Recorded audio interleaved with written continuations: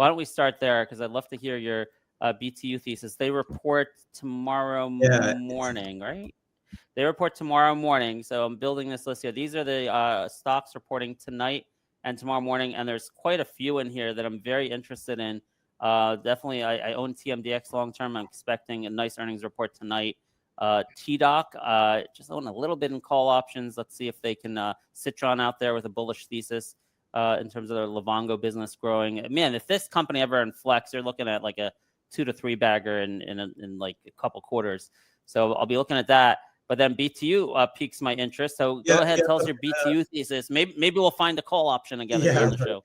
The thesis here is pretty simple, and that is, we're scraping around wherever we can to find power for this grid. We're at 85 gigs in the U.S. grid right now.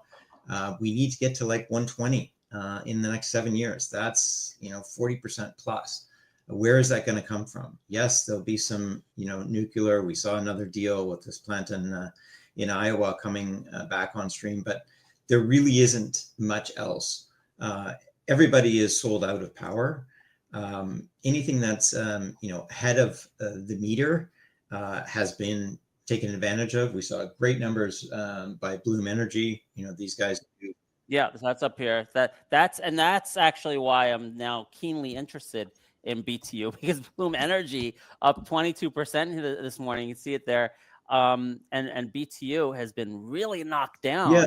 So Godfather, can I talk you into weekly call options, or can you never? So I don't know how much the market's going to embrace this. It depends on management's commentary out of the initiatives by this administration to see coal-fired power plants come back on.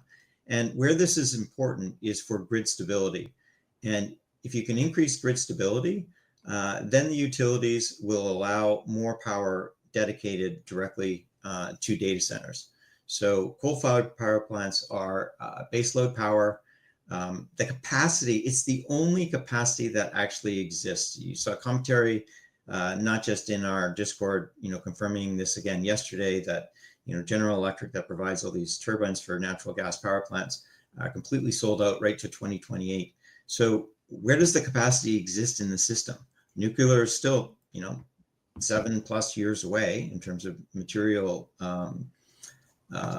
input. So where are we going to get this 40% increase in the grid? Well, the only capacity that exists today is in thermal coal and coal-fired power plants.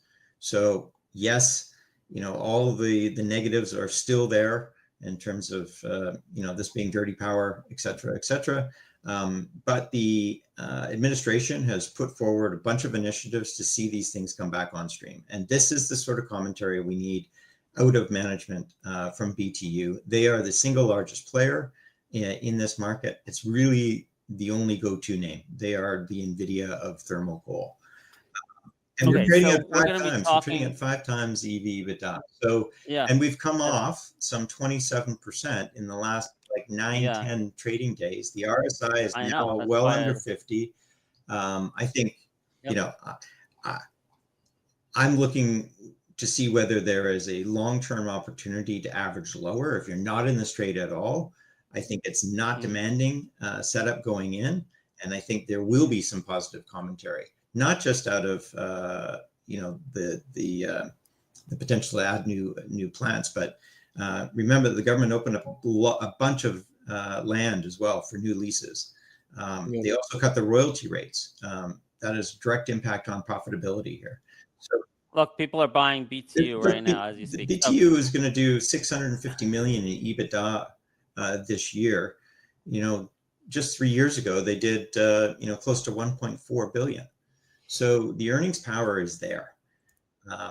So it is the last domain of incremental power source for this U.S. grid.